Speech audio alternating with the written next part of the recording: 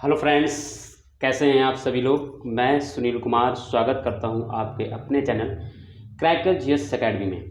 दोस्तों, जैसा कि आप लोग जानते हैं कि हम लोग यहाँ पर इंडियन हिस्ट्री की क्लास कर रहे हैं और भी दोस्तों, और वो भी दोस्तों हमारा जो टारगेट है यूपी पुलिस वीडियो एवं पेट से संबंधित जो और भी जो जैसे इसी रिलेटेड जो पेपर होते हैं, जैसे यूपी स्टेट के कई पेपर हैं जिनमें दोस्तों जीएस हिस्ट्री से पूछा जाता है, तो वो दोस्तों यहाँ पे कवर हो रहे हैं हमारे। ठीक है, तो उनको मैं इंडियन हिस्ट्री यहाँ पे करा रहा हूँ। इंडियन हिस्ट्री में मैंने जैसे कि आपको बताता रहता हूँ मैं कि आपको मैं यहाँ पे प्राचीन इतिहास यानी ancient history, medieval history and दोस्तों मॉडर्न हिस्ट्री यानी प्राचीन इतिहास, मध्यकालीन इतिहास एवं दोस्तों आधुनिक इतिहास, तीनों की दोस्तों हम लोग सिलसिलेवार चीज़ें क्लास करेंगे। अभी दोस्तों जो हमारी क्लास चल रही है वो हम लोग एंशिएंट हिस्ट्री कर रहे हैं यानी प्राचीन इतिहास, भारत का इतिहास कर रहे हैं। उसमें भी हम दोस्तों आपको टॉपिक्स बता दूं क्या पढ़ा रहे हैं। तो हम लोग दोस्तों रिलीजन यानी भारत में जो 6ठी शताब्दी ईसा पूर्व में जो धर्म सुधार आंदोलन हुए थे, उस धर्म सुधार आंदोलन के तहत कुछ 62 संप्रदाय निकले थे। उन 62 संप्रदायों में हम दो संप्रदायों के बारे में डिटेल में पढ़ते हैं, बौद्ध धर्म एवं जैन धर्म। तो हम लोग दोस्तों लास्ट क्लास में बौद्ध धर्म के बारे में पढ़ रहे थे।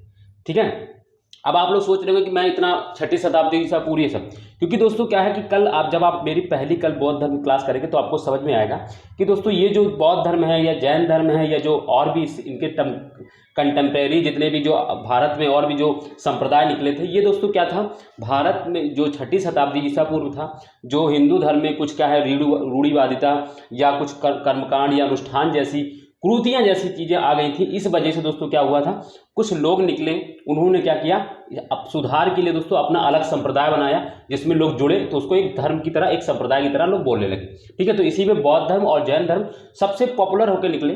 बहुत इनका ज़्यादा, इनकी जनसंख्या जनाधार भी इनका बढ़ा और इनकी मान्यता दोस्तों विश्व विदेश में भी, जिसमें दोस्तों बौद्ध धर्म तो बहुत ज़्यादा प्रचलित हुआ। जो आज भले ही हमारे भारत में ओरिजिन हुआ था दोस्तों ये, बट इसका हमारे भारत में अस्तित्व बहुत कम रह गया है। ठीक है, बट इसका विदेशों में जैसे देखो चाइना है दोस्तों, दक्षिण पूर्व एशिया कई देश हैं, है ना, थाईलैंड और भी दोस्तों। ठीक है, तो इनका दोस्तों देखेंगे तो वहाँ पे एक धर्म मेजोरिटी के हिसाब से काम कर रहा है। ठीक है, तो ये सारी चीज़ें क्या हुआ दोस्तों, इन सारी चीज़ों को हम बता रहे थे। तो इसी में दोस्तों क्या हुआ था, बौद्ध धर्म एवं जैन धर्म का आया था। दोस्तों इस समय ऐसा ही नहीं कि भारत में ही सिर्फ धर्म सुधार आंदोलन हुए थे, विश्व के बहुत सारे देशों, जैसे ईरान, जरथुस्ट्र आया था ईरान में दोस्तों।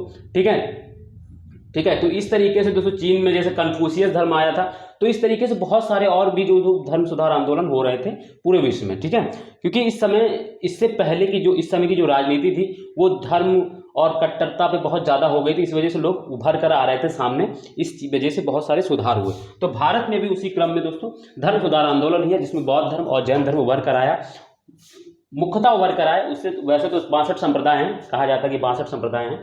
ठीक है, तो ये हम लोग दोस्तों लास्ट क्लास में मैं आपको बौद्ध धर्म के बारे में पढ़ा रहा था, जिसमें मैंने आपको बौद्ध धर्म की जीवनी यानी कह लो कि बौद्ध धर्म से संबंधित कुछ, गौतम बुद्ध से संबंधित कुछ व्यक्तिगत चीज़ें थी जो आपको जानना बहुत ज़्यादा जरूरी था, वो मैंने लास्ट क्लास में पढ़ाई थी। यानी पहले वाली क्लास में अगर आप देखेंगे तो बौद्ध धर्म कैसे आया, बहुत सारी चीज़ें मैंने और भी बताई थी, और मैंने साथ में बौद्ध धर्म की बौद्ध जो गौतम बुद्ध थे उनकी जीवनी, उनसे संबंधित कौन कौन व्यक्तित्व थे, उनके पिता माता और भी चीज़ें जो घटनाएं थी उनके बारे में मैंने आपको बताया, उनकी मृत्यु तक मैंने कल आपको बताया था। ठीक है, आज जो हमारा दूसरा टॉपिक है वो बौद्ध धर्म की शिक्षाएं। ठीक है, क्या है दोस्तों, बौद्ध धर्म की शिक्षाएं या कह लो कि गौतम बुद्ध की शिक्षाएं, बौद्ध धर्म की शिक्षाएं। आज हम लोग दोस्तों इस पर बात करेंगे, यह हमारा आज का टॉपिक है। दोस्तों क्वेश्चन जो है आपके ज़्यादा चांसेस होते हैं कि बौद्ध धर्म की शिक्षाओं पर आता है, क्योंकि दोस्तों आजकल जैसे क्या है कि उनके पिता कौन है, माता कौन, हर किसी को पता होता है। जो सिंपल वे में भी तैयारी कर रहा होता है, थोड़ी भी अगर उसको नॉलेज है सब्जेक्ट की, तो उसको ये सारी चीज़ें पता होती है। ठीक है, बट क्वेश्चन जो रेज करते हैं जो पेपर वाले, वो दोस्तों यहाँ के बौद्ध धर्म की शिक्षाओं से रेज करते हैं, और बहुत ज़्यादा डीप में नहीं पूछते हैं इन पेपरों में, आपसे नॉर्मली पूछेंगे। बस आपको पता होना चाहिए कि बौद्ध धर्म से रिलेटेड सिद्धांत है या जैन धर्म से, क्योंकि बहुत से लोग इसी में कंफ्यूज हो जाते हैं कि कौन सा सिद्धांत बौद्ध धर्म से संबंधित है, कौन सा सिद्धांत जैन धर्म से संबंधित है। तो बौद्ध धर्म और जैन धर्म में कुछ सिमिलरिटीज़ हैं, ऐसी नहीं है, कुछ समानताएं हैं, बट उनकी कुछ विशेषता, कुछ क्या है उनमें, कुछ अंतर भी, बहुत ज़्यादा अंतर है उनमें। ठीक है, उनके सिद्धांत में कुछ चीज़ों में आपको दिखाऊंगा जहाँ पर की सिमिलरिटी रहेगी, मैं आपको बताते चलूँगा। ठीक है, तो ये आपको याद रखना है कि इनकी दोस्तों शिक्षाओं पर बहुत ज़्यादा इंपॉर्टेंट रहता है, आपको ध्यान से पढ़ना है इनको। ठीक है, सबसे पहले मैं आपको दोस्तों कुछ बेसिक चीज़ें आपको मैं बता देता हूँ रीज़न ये है कि दोस्तों जब आपको ये पता हो जाएगा कि ये धर्म किस तरीके से था तो आपको चीज़ें बहुत अच्छे से क्लियरली समझ में आए। देखो बौद्ध जब जब गौतम बुद्ध ने जब अपना सिद्धांत दिया तो उन्होंने सिद्धांत में उन्होंने सबसे पहले तो यही कहा कि बौद्ध धर्म में उन्होंने क्या किया कि वो ईश्वर को नहीं मानते थे। ठीक है, तो लिखते चलना है दोस्तों साथ साथ में। ठीक है, ईश्वर को नहीं मानते थे वो, उनका कहना था कि ईश्वर नहीं है इस संसार में, ईश्वर को नहीं मानते। ठीक है, हालांकि बाद में इनके अनुयायियों ने स्वयं इनको ही ईश्वर बना दिया था। महायान जो संप्रदाय जब हम पढ़ेंगे इसमें जब डिवीजन होता है तो वो लोग क्या करते हैं, वो लोग क्या करते हैं, बुद्ध को दोस्तों उनकी पूजा करते हैं, उनकी मूर्ति बनाने लगते हैं। हालांकि हीनयान संप्रदाय मूर्ति पूजा भी नहीं करता, ना उनकी पूजा भी नहीं करता, वो दोस्तों क्या है उनके उपदेशों को मानता है। बट जब महायान संप्रदाय था जो इन्हीं से निकला था, इन्हीं की एक शाखा थी, वो क्या करता है बुद्ध की मूर्ति बनाकर उनकी पूजा करता है ना। तो जब आप देखेंगे तो इस तरीके से भी चीजें बदलती हुई हमको दिखेंगी। ये खुद ये ईश्वर को नहीं मानते थे, बट दोस्तों जब इनके अनुयायियों ने क्या किया, इनको ही ईश्वर बना दिया। ठीक है, तो ये कुछ इस तरीके से है। तो ईश्वर को नहीं मानते हैं, लेकिन इनकी शिक्षाओं में हम बात कर रहे हैं, बाकी इनके अनुयायी क्या कहते हैं उससे मतलब इन्होंने वास्तव में बौद्ध धर्म क्या हमें सिखाता है उसके बारे में बात कर रहे हैं। दूसरी चीज, ये वेदों को प्रमाण नहीं मानते हैं, वेदों को प्रमाण नहीं मानते हैं, प्रमाण नहीं मानते हैं, यानी ये वेदों को नहीं मानते हैं कि वेद ही अंतिम प्रमाण है, ये नहीं मानते हैं। ठीक है, वेद आपुरुष अपौरुष हैं, इसको भी ये नहीं मानते हैं। ठीक है, और ये दोनों चीजें ये जैन धर्म भी नहीं मानता है, जैन धर्म भी कहता है ईश्वर नहीं है, और दोस्तों वो भी वेदों को प्रमाण नहीं मानता है। ठीक है, तीसरी चीज दोस्तों, पुनर्जन्म के सिद्धांत, पुनर्जन्म को नहीं मानते ये दोस्तों, पुनर्जन्म को नहीं मानते। ये कहते हैं कि पुनर्जन्म नहीं होता, पुनर्जन्म जैसी कोई संकल्पना है ही नहीं। ठीक है, पुनर्जन्म जैसी कोई संकल्पना नहीं है। यहाँ पे दोस्तों ये थोड़ा जैन धर्म से और बौद्ध धर्म जो है जैन धर्म से थोड़ा अलग हो जाता है। जैन धर्म वाले पुनर्जन्म को मानते थे, ये दोस्तों बौद्ध धर्म वाले जो बौद्ध धर्म की जो शाखा है या जो बौद्ध धर्म जो गौतम बुद्ध थे वो पुनर्जन्म को नहीं मानते थे। फिर दोस्तों आपसे एक मैं आपको यही बता देता हूँ, क्योंकि दोस्तों रिलेटेड चीज़ें जहाँ पर रहेंगी मैं अलग अलग देखो क्या है। अब जैसे मैं यहाँ पर कुछ बताऊँगा तो वो दोस्तों हालांकि आगे अलग से सिद्धांत लोग क्या करते हैं उसको अलग से बताते हैं, बट दोस्तों क्या होता है जब टॉपिक रहता है, टॉपिक की कनेक्टिविटी में कोई चीज़ है तो ज़्यादा बेटर रहता है। क्या है कि पुनर्जन्म को उन्होंने कैसे परिभाषित किया कि एक इंसान क्या है दूसरे जब क्या होता है वो उसका जन्म कैसे होता है। तो उन्होंने क्या किया, पुनर्जन्म को वो नहीं माने, बट उन्होंने कहा, उन्होंने इसके लिए दोस्तों एक प्रतित्व समुत्पाद का सिद्धांत दिया, इसको लिख लेना है। इसको उन्होंने दोस्तों क्या किया, प्रतित्व समुत्पाद,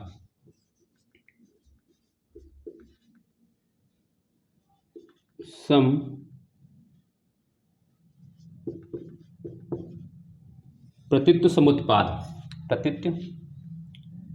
समुत्पाद का सिद्धांत दिया। इसमें इन्होंने दोस्तों क्या किया, पुनर्जन्म को परिभाषित करने के लिए इन्होंने दोस्तों अब ये याद रखना कि प्रतित्व समुत्पाद का सिद्धांत किससे रिलेटेड है, तो बौद्ध धर्म से। और कहाँ पे इन्होंने समझाया, तो पुनर्जन्म को परिभाषित करने के लिए इन्होंने समझाया। इन्होंने कहा जिस प्रकार पानी में एक जल की एक धारा है ना दूसरे धारा को जन्म देती है और स्वयं लुप्त हो जाती है, ठीक है, उसी प्रकार कर्म फल की चेतना मनुष्य को जन्म देती है। ठीक है, वो कहते हैं कि जिस प्रकार जो है समुद्र की एक धारा है ना, समुद्र की एक धारा दूसरे धारा को मतलब समुद्र की एक जो धारा जो मतलब जैसे हम लोग वो मारते हैं तो उसमें लहर, सॉरी दोस्तों धारा नहीं, समुद्र की एक लहर दूसरे या जल की एक लहर दूसरी लहर को जन्म देती है और स्वयं लुप्त हो जाती है। क्या होता है दोस्तों, जैसे आपने देखा होगा समुद्र में जब आप ढीला मारते हैं या कोई पानी में ढीला मारते हैं तो क्या होता है उसमें दोस्तों, क्या होता है इस तरीके से लहर निकलती और वो क्या करती है आगे या गायब हो जाएगी, फिर दूसरी लहर उसी के आगे हो जाएगी, बन जाएगी ना।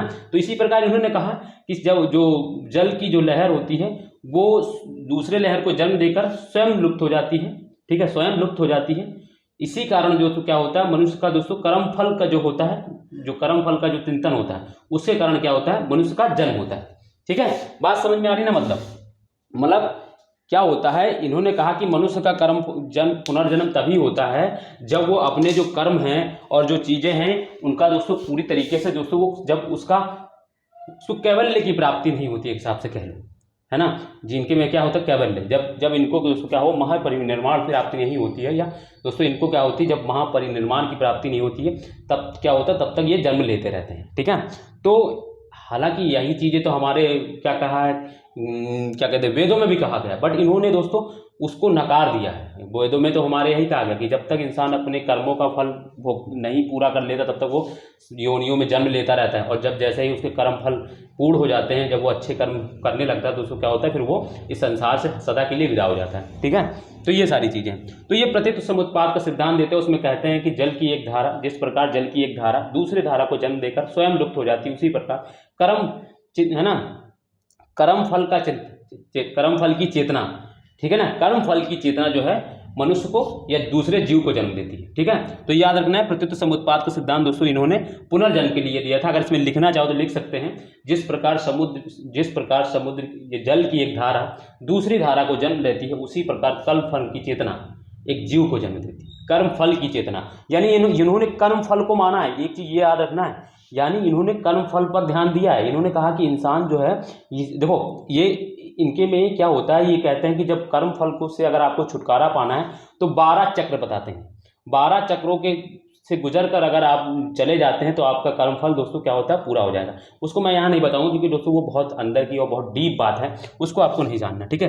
तो प्रत्यक्ष समुत्पाद का दोस्तों सिद्धांत यहाँ से आया पुनर्जन्म के लिए। अब मैंने यहाँ बता दिया तो आपको ये एक और रहेगा कि पुनर्जन्म से रिलेटेड था दोस्तों प्रत्यक्ष समुत्पाद, ठीक है। तो ये चीज आपको याद रखना। कर्म फल की चेतना से ये कहते हैं कि कोई जीव नहीं हो, मतलब कोई वैसी कोई पुनर्जन्म नहीं होता उस इंसान का, उस क्या होते कर्म फल की कोई चेतना होती। अब ये इन्होंने ये भी नहीं बताया दोस्तों कि कर्म फल की चेतना क्या है, ये इनकी सीमा है, ये इनकी मर्यादा हो गई है। यहाँ पे ये क्या है कि गौतम बुद्ध आगे नहीं बता पाएंगे कि कर्म फल की चेतना क्या है, ठीक है। तो हमको भी यही स्थिर रह जाना। उन्होंने कहा कि कर्म फल की चेतना से दूसरे जीव का जन्म निर्माण होता है। तो मतलब तो वही हुआ ना दोस्तों कि दोस्तों जो वेद में कहा गया कि कर्म फल नहीं भोगोगे तो क्या होगा, अगले जन्म में उसको आप उस कर्म फल को भोगोगे, और अगर उस कर्म फल में आपने अच्छे कर्म नहीं किए और कर्म जुटा लिए तो अगले कर्म में आपको और कहीं पे दोस्तों दूसरे कर्म को भुगतना पड़ेगा, यानी कर्म फल को भुगतना ही है। तो उसी चीज को ये दूसरे वे में बता रहे हैं, बट इन्होंने दोस्तों पुनर्जन्म को नकार दिया है, ठीक है। तो ये दोस्तों क्या है, उन्होंने जो सिद्धांत दिया उसमें एक थोड़ी सी सीमा है, ये कह सकते हो, ठीक है। तो ये सारी चीजें, तो इतना बात आपको समझ में आ गई होगी, मुझे उम्मीद है प्रत्युत समुत्पाद का सिद्धांत आपको क्लियरली समझ में आ गया होगा, ठीक है। ज़्यादा दार्शनिक बनने की कोशिश मत करना बौद्ध धर्म या जैन धर्म पढ़ते समय, क्योंकि आपकी नीड क्या है दोस्तों, जितनी नीड है उसी अकॉर्डिंग जाइएगा। अदरवाइज क्या है दोस्तों, इसको पढ़ने का तो दोस्तों बहुत ज़्यादा ये ऐसा दार्शनिक चिंतन एक एक टॉपिक पे हम लोग क्या है ना दोस्तों 2-2 घंटे बात कर सकते हैं, ठीक है। तो ये सारी चीज़ें इन पर ध्यान रखना है आपको। तो प्रत्यक्ष समुत्पाद का सिद्धांत आपको समझ में आ गया होगा कि वो पुनर्जन्म से रिलेटेड है, आप भूलेंगे नहीं अब आपको कभी, ठीक है। तो ये दोस्तों ठीक है, पुनर्जन्म को नहीं मानते। और इनकी शिक्षा का मूल आधार, अब इतनी बात हो गई दोस्तों, फिर मैं आपको बात बताऊँ। अब देखो इसी में मैंने आपको कर्मफल का सिद्धांत भी इनका बता दिया, ठीक है। जो कर्मफल की जो चेतना होती है उसी से दोस्तों क्या कहते हैं, ये कहते हैं कि दूसरे जीव का निर्माण होता है, यानी दूसरे जीव की उत्पत्ति होती है, ठीक है। और उनकी जो शिक्षा का मूल आधार है,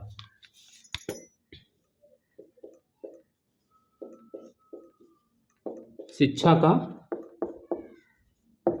मूल आधार, इनकी शिक्षा के जो मूल आधार हैं वो है 4 आर्य सत्य।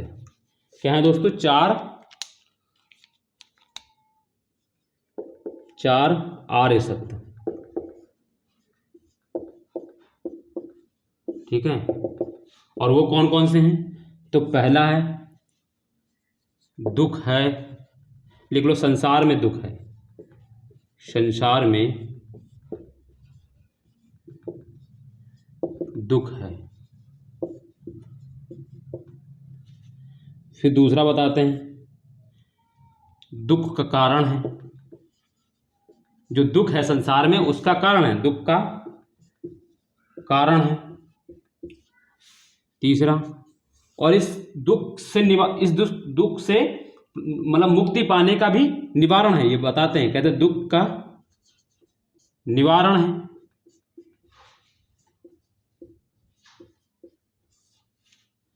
और चौथा, दुख का निवारण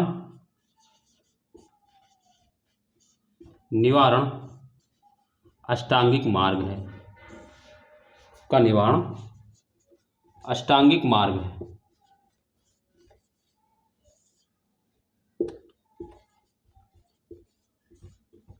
आपको इस तरीके से बुक में नहीं मिलेगा, आपको लिखा होगा संसार में दुख है, दुख का कारण है, दुख का निरोध है, दुख का निरोधगामिनी प्रतिपदा है, इस तरह लिखा मिलेगा। मतलब उसका मतलब यही कि दुख जो वो कहते हैं कि मतलब दुख का निवारण जो है अष्टांगिक मार्ग में है, ये कहते हैं।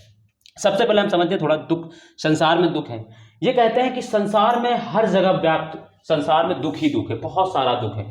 लोग क्या है, किसी के पास पैसा नहीं है तो दुख है, किसी के पास ज़्यादा पैसा है उसको संभालने में उसको दुख है, कष्ट है, ठीक है, किसी के पास भोजन नहीं, ठीक है। तो इस तरीके से बहुत सारी दुख, इनको क्या है, संसार में दुख ही दुख है। फिर कहते हैं वो ये दुख का कारण क्या है, तो कहते हैं दुख का कारण जो है तृष्णा है, इच्छा है, जो हम अपने मन में जो क्या होता है इच्छाएं पाल के रखे ना, वही दोस्तों क्या है, दुख का कारण है। फिर कहते हैं इन दुख का निवारण क्या है, तो दुख के निवारण में ये कहते हैं कि दुख का निवारण अष्टांगिक मार्ग है। अष्टांगिक मार्ग में ये कहते हैं, जैसे कि अष्टांगिक मार्ग में इनके 8 मार्ग हैं, इन्होंने बताया, चीजें बताई क्या है, सम्यक ज्ञान, सम्यक जीवन, सम्यक कर्म, सम्यक आचरण, सम्यक व्यायाम, संयम, सम्यक चरित्र। इस तरीके से दोस्तों ये 8 चीजें बताते हैं, कहते हैं झूठ मत बोलो, ठीक है। और इन्होंने इसी में 10 सील के बताए हैं कि आस्तेय है ना, सत्य, अहिंसा, आस्तेय, अभिग्रह, ठीक है। फिर कहते हैं धन का अधिक संचय न करो, ठीक है, आरामदायक बिस्तर पे स्नान मत, सो मत, ठीक है। इसी तरीके से दोस्तों ये कुछ चीज़ें आपको अपने पूरा सिद्धांत बताते हैं, ठीक है। आपको यहाँ पे ये सारी चीज़ें, ठीक है, ये सारी चीज़ें ये बताते हैं। तो ये अष्टांगिक मार्ग इनका निवारण है, ठीक है। हम लोग दोस्तों क्या है, चीज़ें थोड़ा थोड़ा पढ़ेंगे ताकि चीज़ों को पता भी रहे हमें, ठीक है। तो ये निवारण है, अष्टांगिक मार्ग है, ठीक। दुख का निवारण अष्टांगिक मार्ग है, क्योंकि दोस्तों क्या है, देखो डिटेल में ले जाने का मैं नहीं चाहता दोस्तों कि क्या फ़ायदा है, क्योंकि फिर ज़्यादा हो जाएगा यहाँ पे, ठीक है। तो आपको बस इतना याद नहीं कि ये 4 आर सत्र है ना, आपको पता होने कि 4 आर सत्र कौन से हैं बस, ठीक है। और उसका निवारण दोस्तों अष्टांगिक मार्ग है, मैंने बताया अष्टांगिक मार्ग में आप कोई बुक पढ़ेंगे तो मिल जाएगा। सम्यक कर्म है, सम्यक जीवन है, सम्यक चरित्र है, सम्यक व्यायाम है ना, सम्यक वाक है, ठीक है। और सम्यक मृत्यु है ना, ये सारी चीज़ें आपको वहाँ पे मिल जाएंगी, ठीक है। 8 के 8 आपको बुक्स में लिखे हुए मिल जाएंगी, ठीक है। तो 4 आर सत्य के बारे में बताओगे अब आपको। अब हम लोग सबसे चीज़ें आते हैं दोस्तों इनकी जो है बौद्ध संगतियों के ऊपर दोस्तों, क्योंकि क्वेश्चन वहाँ से आता है हर बार, इन पेपरों में पूछा जाएगा। तो बौद्ध संगतियों के बारे में दोस्तों हम पहले पढ़ते हैं, ठीक है। देखो क्या हुआ, जब इन्होंने क्या हुआ, अब हम दोस्तों बौद्ध संगति की ओर थोड़ा जाते हैं, फिर हम इनकी शिक्षाओं के बारे में भी बताऊंगा और आपको। तो क्या हुआ कि जब गौतम बुद्ध की मृत्यु हो गई 483 ईसा पूर्व में, जब मृत्यु हो गई तो क्या हुआ कि इनके जो शिष्य थे, आनंद, उपाली, ठीक है, सारिपुत्र, पराक्रम, ये सारे जो थे, ठीक है, जब इनके जो शिष्य थे तो इनको दोस्तों क्या हुआ कि इनको चिंता सताने लगी कि ये गौतम बुद्ध के जो विचार हैं, जो उपदेश हैं, जो और भी नियम हैं, उनको क्या किया जाए दोस्तों, उनको किसी में दोस्तों क्या किया, संग्रहित कर लिया जाए, ठीक है, ताकि भविष्य में क्या हो कि चीज़ों को लेकर दोस्तों विवाद ना पैदा हो। तो इसीलिए दोस्तों क्या हुआ, भिन्न दोस्तों क्या हुई, संगतियाँ हुई, जिसमें 4 संगतियाँ हुई। मैं आपको चारों का कारण बताता चलूँगा। तो उस समय दोस्तों क्या हुआ, प्रथम संगति का आयोजन किया गया। इनकी मृत्यु के जस्ट बाद ही 483 ईसा पूर्व में इनकी मृत्यु हुई, और 483 ईसा पूर्व में ही प्रथम दोस्तों क्या हुई, बौद्ध संगति। तो मैं आपको पढ़ाता हूँ बौद्ध संगतियाँ, और इसमें लिखना है आपको प्रथम बौद्ध संगति, प्रथम बौद्ध संगति,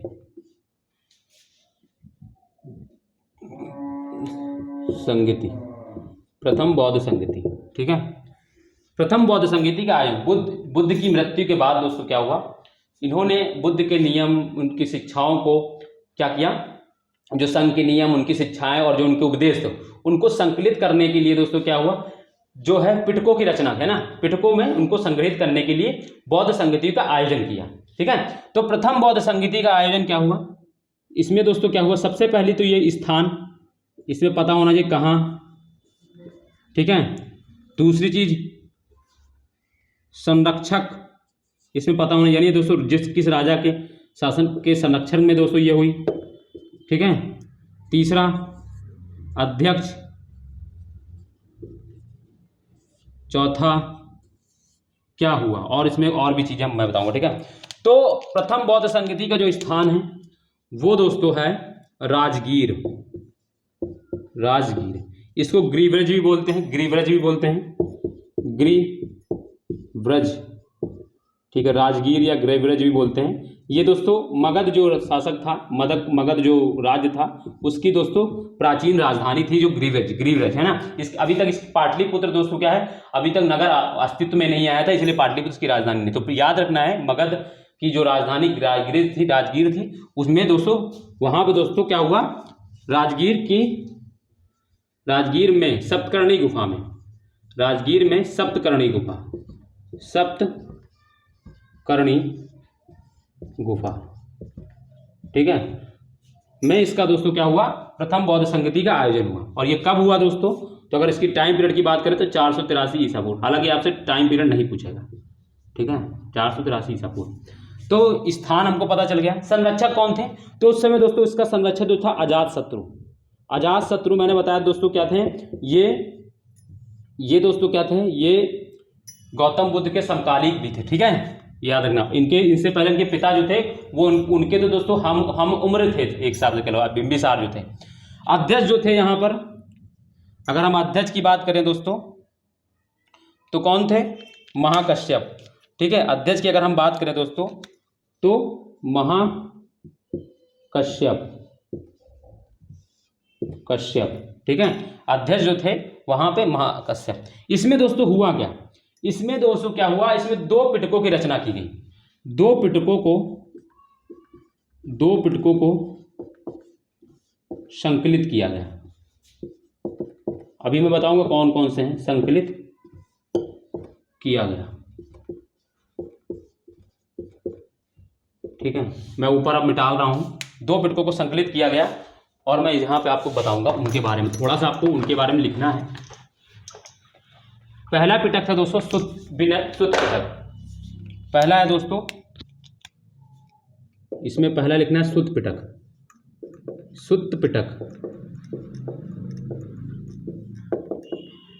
ठीक है। सुत पिटक में दोस्तों रचना की गई। इसमें क्या था दोस्तों, इसमें बुद्ध के उपदेश, बौद्ध के उपदेश,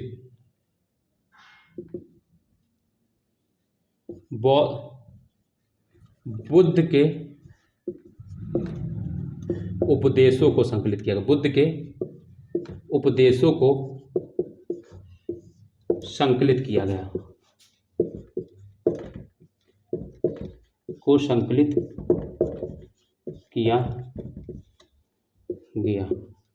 इसमें बुद्ध के उपदेशों को संकलित किया गया। और इसके संकलनकर्ता कौन है, तो हालांकि आपसे इतना डिटेल नहीं पूछेगा, इसके जो संकलनकर्ता थे वो थे उनके दोस्तों गौतम बुद्ध के एवं महात्मा बुद्ध के दोस्तों प्रिय शिष्य दोस्तों आनंद। संकलनकर्ता, मैं पूरा भी नहीं लिखता और आधा लिख देता हूँ। संकलनकर्ता जो हैं वो थे, संकलनकर्ता कौन थे, तो आनंद, जो इनके प्रिय शिष्य थे, ठीक है। इसके जो संकलनकर्ता कौन थे तो सुत पिटक में क्या है दोस्तों, बुद्ध के उपदेशों को संकलित किया गया, ठीक है। उन्होंने बहुत सारी जगह को उपदेश दिए थे, तो उनको दोस्तों एक पिटक में दोस्तों संकलित कर दिया गया, ठीक है। दूसरा जो पिटक था, ठीक है, वो था दोस्तों विनय पिटक,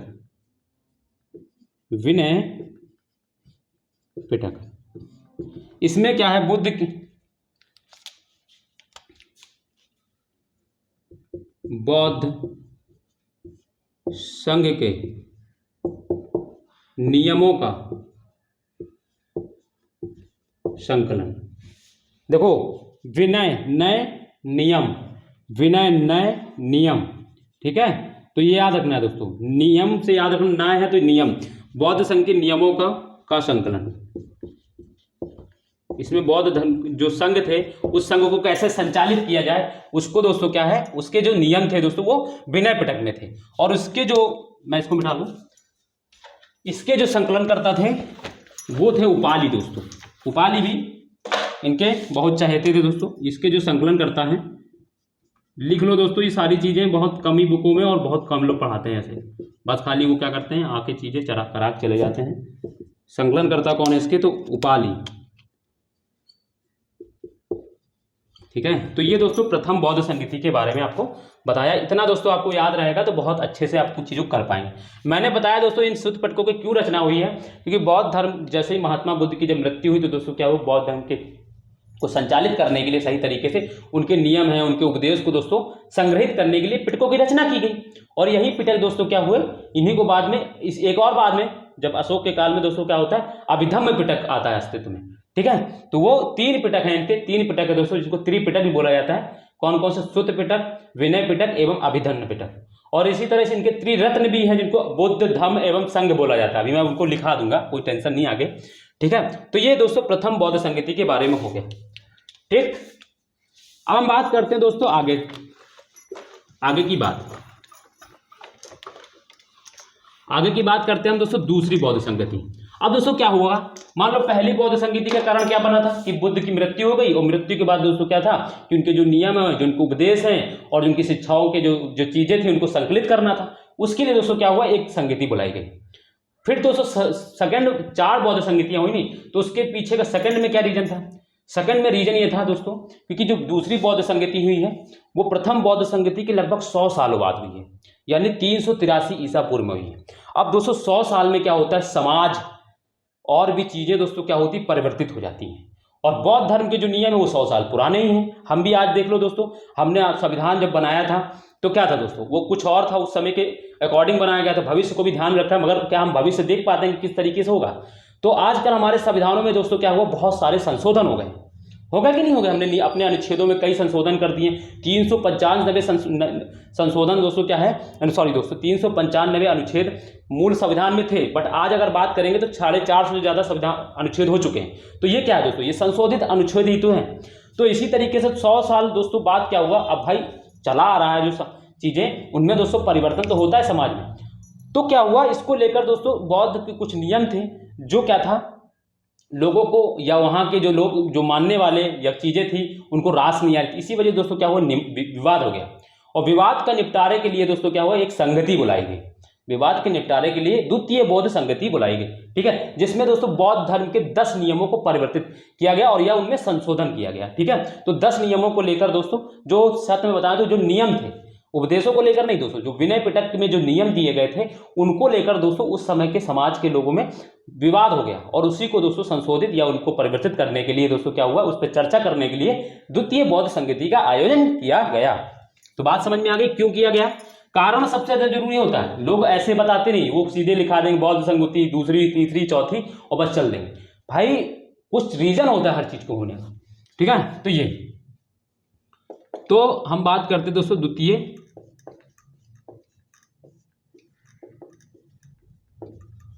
बौद्ध संगति। ये कब हुई दोस्तों? 383 में। स्थान की बात करें दोस्तों, अगर हम स्थान की बात करें इसमें, तो स्थान है दोस्तों वैशाली। वैशाली, ठीक है, और 483 ईसा पूर्व में, सॉरी दोस्तों 300 400 में तो पहली, 383 ईसा पूर्व में वैशाली। ये दोस्तों नागवंशी जो थे, शिशुनाग वंश। ठीक है दोस्तों, शिशुनाग वंश जो था उसी का एक शासक था दोस्तों कालाशोक। अभी हम बताते हैं दोस्तों, संरक्षक जो था, संरक्षक जो था वो कालाशोक था, यानी राजा जो था किसके शासनकाल में हुआ था, तो कालाशोक। ठीक है, कालाशोक। इसमें पहला पॉइंट है, ये दूसरा पॉइंट है। तीसरा, इसके अध्यक्ष जो थे, अध्यक्ष कौन थे इसके?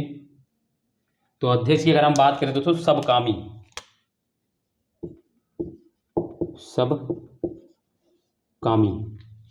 कारण की अगर हम बात करें क्यों दोस्तों इस संगति का आयोजन किया गया था, तो विनय पिटक के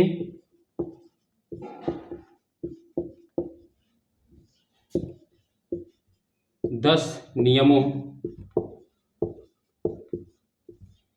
में पर विवाद के कारण, 10 नियमों पर विवाद के कारण। अब भाई ऐसा है नहीं कि उस समय आनंद भी नहीं थे, उपाली भी नहीं थे, कौन समझाएगा ये नियम। तो उन्होंने कहा ठीक है, इसको हम लोग अपने एक संगति में क्या करते हैं, अपना एक पूरे समूह के लोग इकट्ठे होते हैं और फिर देखते हैं किस तरीके से हमारे नियमों में परिवर्तन होना चाहिए, संशोधन होना चाहिए या उसको हटाना चाहिए। सारी चीज़ें की गई। तो कारण मैंने बता दिया, प्रथम बौद्ध संघ, द्वितीय बौद्ध संगति वैशाली में हुई, संरक्षक कालाशौक है, अध्यक्ष सबकामी है, और कारण मैंने आपको बता दिया। ठीक है, तो ये सारी चीज़ें आपको धीरे धीरे आपको चीज़ें समझ में आनी चाहिए कुल मिला के ये। अब हम बात करते हैं दोस्तों आगे तृतीय बौद्ध संगति की। ठीक है, तृतीय बौद्ध संगति, तृतीय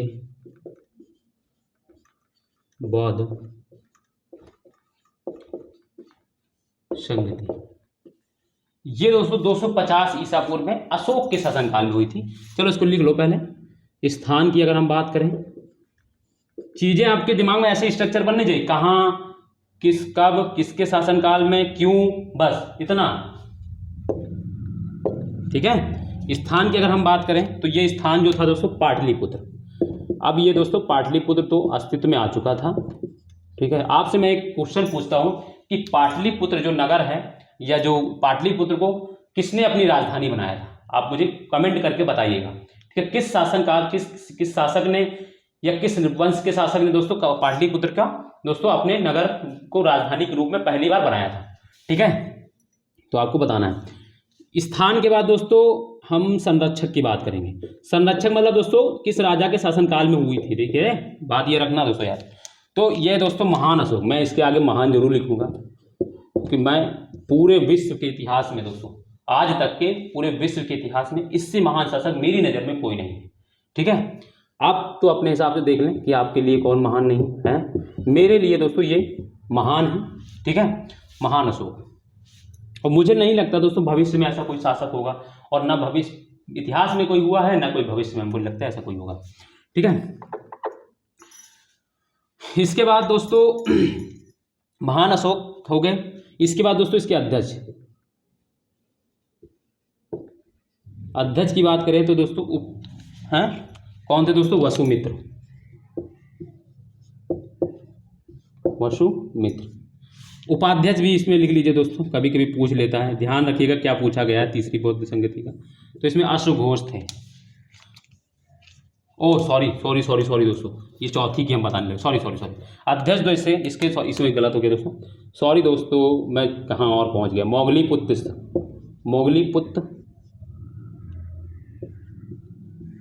तिस्स।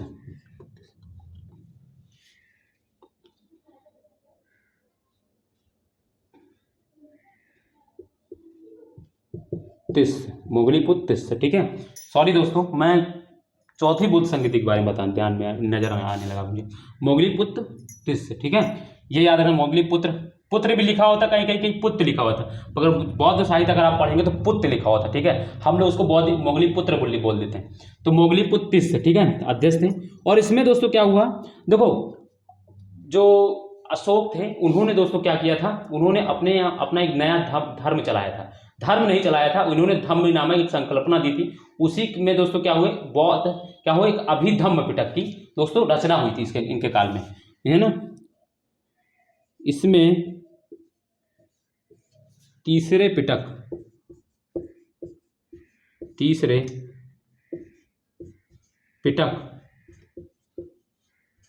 अभिधम्म पिटक को संकलित किया गया। अभिधम्म, ये याद रखना है कि अभिधम्म पिटक की जो की संकल्पना है वो पिटक की रचना, अभिधम्म पिटक की रचना कब हुई थी, कौन से बौद्ध संगति में, तो याद रखना है अभिधम्म पिटक तीसरे बौद्ध संगति में आया था। ठीक है, तो इसमें दोस्तों अभिधम्म पिटक, अशोक जो महान अशोक हैं दोस्तों, उन्होंने एक अभिधम्म जैसी संकल्पना दी थी, उसी में दोस्तों क्या है, उन्हीं के संरक्षण में दोस्तों तृतीय बौद्ध संगति हुई, और उन्होंने ही दोस्तों अभिधम्म पिटक में दोस्तों रचना करवाई थी। ठीक है, तो अभिधम्म पिटक हो गए। ये हो गए दोस्तों हमारी तीसरी। अभी दोस्तों हम लोग मौर्य साम्राज्य पढ़ेंगे तो महान अशोक के बारे में आपको बताऊंगा बहुत डिटेल से और अच्छे से बताऊंगा, आपकी थॉट थिंकिंग चेंज हो जाएगी। ठीक है, तो ये हो गई मेरी तृतीय बौद्ध संगति के बारे में हमारी कुछ चर्चा। अब हम बात करते हैं चतुर्थ बौद्ध संगति, चतुर्थ बौद्ध संगति। ठीक है, दिख रहा है आप लोगों को? मैं इतनी देर से ध्यान ही नहीं दे रहा हूँ, नहीं पता चले कि हाँ हम पढ़ाते जा रहे हैं, वहाँ आपको दिख ही नहीं रहा है। चलो, चतुर्थ बहुत संगीति में दोस्तों स्थान,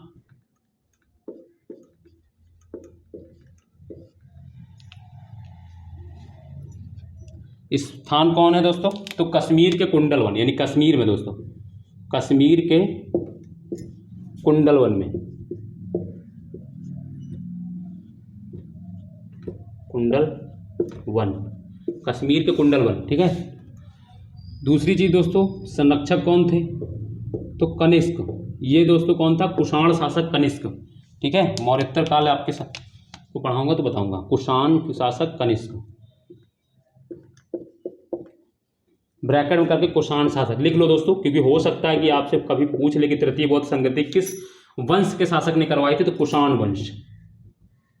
ठीक है, ये दोस्तों ये मध्य एशिया से आए थे। हम लोग पढ़ेंगे जब दोस्तों मौर्योत्तर काल, तब बताऊंगा मैं आपको।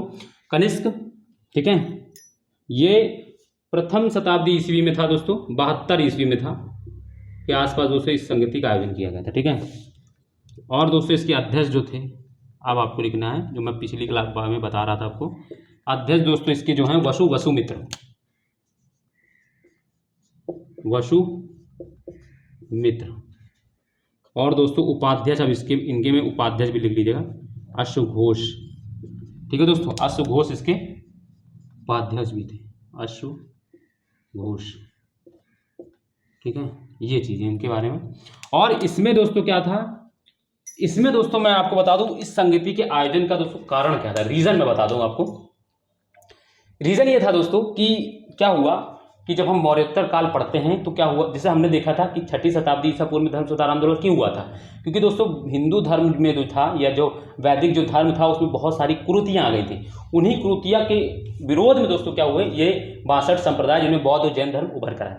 बट जब हम दोस्तों क्या देखते हैं कि प्रथम शताब्दी ईस्वी में जब मौर्योत्तर काल पढ़ते हैं, जब दोस्तों क्या होता है, शुंग वंश, सातवाहन वंश, कर्ण वंश, ये सारे वंश जब आते हैं, तो क्या होता है, जो हिंदू धर्म है, ये जो वैदिक धर्म का क्या होता है, पुनरुद्धार होने लगता है। यानी इसमें सुधार, हिंदू धर्म के जो जो पुरोहित या जो भी जो थे, वो क्या करते हैं, इसमें सुधार करने लगते हैं। तो हिंदू धर्म में क्या होता है, सुधार शुरू हो जाता है।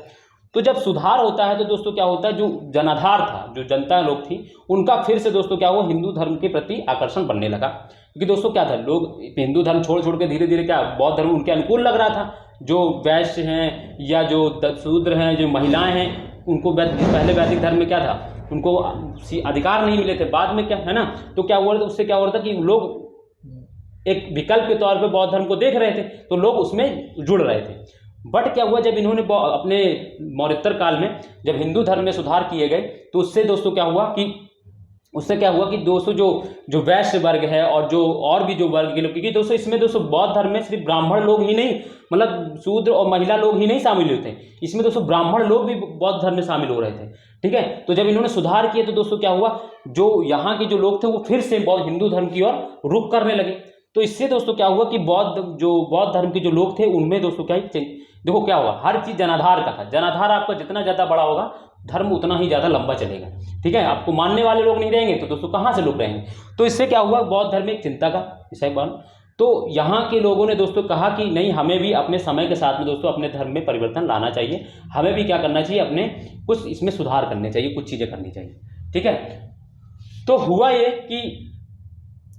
कि फिर क्या हुआ, दोनों में लोगों जो कुछ रूढ़िवादी लोग थे कि नहीं, जैसा चल रहा है वैसे चलने दिया जाए। कुछ लोग कह रहे थे नहीं, हमें समय के साथ सुधार करना चाहिए। तो हुआ ये कि फिर बौद्ध धर्म और जो वहाँ के लोग थे उनमें विवाद हो गया। विवाद जब हुआ तो ये लोगों ने दोस्तों क्या सुलझाने के लिए तृतीय बौद्ध संगति का, चतुर्थ बौद्ध संगति का आयोजन किया। और चतुर्थ बौद्ध संगति में क्या हुआ, बात बनी नहीं एक दूसरे से, और क्या हुआ, महायान और हीनयान नामक दो संप्रदायों का उदय हो गया। महायान संप्रदाय के जो लोग थे वो रूढ़िवादी थे, वो बौद्ध धर्म की जो शिक्षाएं थी उन पर ध्यान देते थे। और जैन धर्म, जो महायान शाखा जो थी, वो क्या करती थी, बुद्ध को भगवान बनाकर, बुद्ध को मूर्ति बनाकर, बुद्ध को दोस्तों उनकी पूजा करते थे। पूजा करने की एक है ना, वो लेकर आए। तो ये सारी चीजें ऐसे दोस्तों डेवलप हुई कुछ चीजें। ठीक है, मैंने आपको बहुत शॉर्ट में इसको बताया है, तो आपको याद रखना है। तो इसमें बौद्ध धर्म का विभाजन,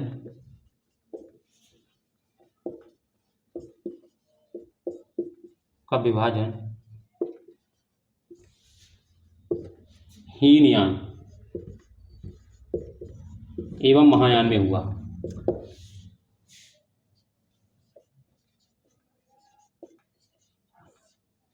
तो ये याद रखना है कि एक तो इस बौद्ध धर्म का जो महायान और हीनयान शाखा कब आई है, तो चतुर्थ बौद्ध संगति का आयोजन में, शासन काल में इसका जब हुआ था तब आई है। दूसरा, इसका उस समय कौन शासक थे, तो कनिष्क के शासनकाल में। और कनिष्क जो था वो जो बौद्ध धर्म के महायान शाखा को संरक्षण देता था। और इससे पहले जो अशोक थे वो बौद्ध धर्म को मानते थे, वो हीनयान, क्योंकि उस समय अशोक के शासनकाल में तो हीनयान महायान जैसी संकल्पना कोई था ही नहीं, तो वो हीनयान जो थे उनको मानते थे। ठीक है, बौद्ध धर्म के उपदेशों को मानते थे।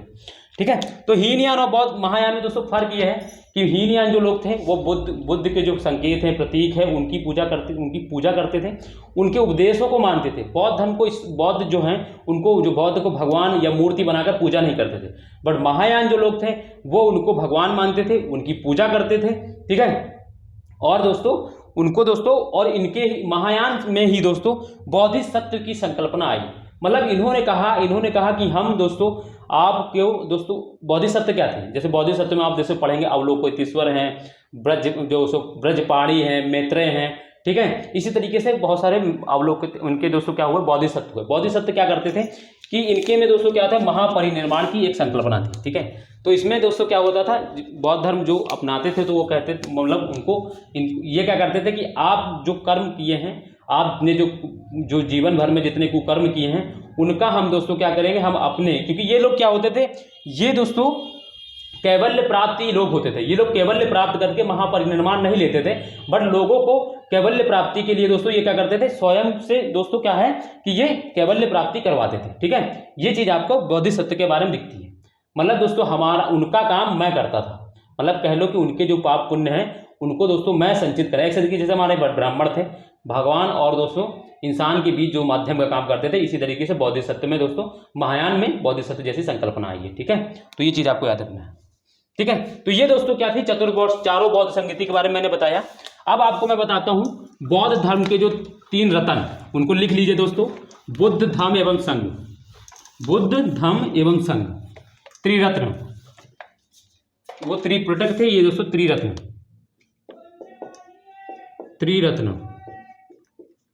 त्रिरत्न कौन कौन से दोस्तों, तो याद रखना है, बुद्ध यानी प्रबुद्ध बुद्धि है ना, बुद्ध धम्म, धम्म मतलब बुद्ध के उपदेश, और संघ मतलब समूह। ठीक है, संघ मतलब समूह, जो उनके जो लोग अनुयायी थे उनका जो समूह था उनको संघ बोलता था। ठीक है, तो ये त्रिरत्न थे इनके। ये बात हो गई हमारी त्रिरत्न के बारे में। इनके बौद्ध धर्म में ही दोस्तों क्षणभंगुरवाद, लिख लो बस खाली, क्षणभंगुरवाद की संकल्पना बौद्ध धर्म के में ही थी। ये दोस्तों हर चीज को, महात्मा बुद्ध कहते हैं कि हर चीज दोस्तों यहाँ पे सदा के लिए विद्यमान नहीं है, कुछ समय बाद इसका अस्तित्व खत्म हो जाएगा, तो इसीलिए इन्होंने क्षणभंगुरवाद की संकल्पना दी, की संकल्पना। ठीक है, क्षणभंगुरवाद, प्रत्युत समुत्पाद में बता ही चुका दोस्तों।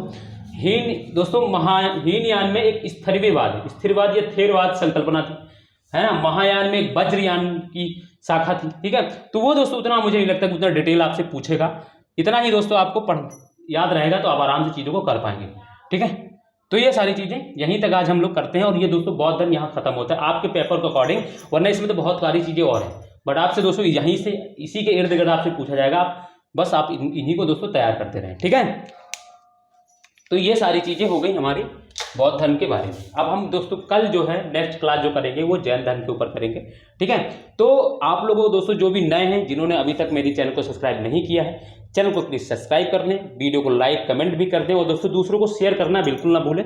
दूसरों को शेयर करते रहें दोस्तों, शेयर करेंगे तो दोस्तों दूसरों को पहुंचेगी, दूसरे देखेंगे तो मुझे, और लोग देखेंगे तो मुझे अच्छा लगेगा, फील होगा कि हाँ आप लोग देख रहे हैं, आप लोग मुझे रिस्पॉन्स कर रहे हैं, और वाकई में मैं अच्छा कंटेंट दे पा रहा हूँ आपके लिए। ठीक है, तो ये सारी चीज़ें आप खुद से कर सकते हैं। आप मुझे थोड़ा एफर्ट, आप लोग भी थोड़ा मेरे लिए एफर्ट करें दोस्तों। ठीक है, तो आप लोग, उम्मीद है कि आप लोग मेरा थोड़ा सहयोग करेंगे। ठीक है, तो चलिए दोस्तों, आप लोग अपना मतलब ध्यान रखिए तब तक के लिए दोस्तों, और पढ़िए दोस्तों, ध्यान से पढ़िए, और दोस्तों तैयारी को पूरे मन से लगे रहिए। ठीक है, बाय, जय हिंद दोस्तों।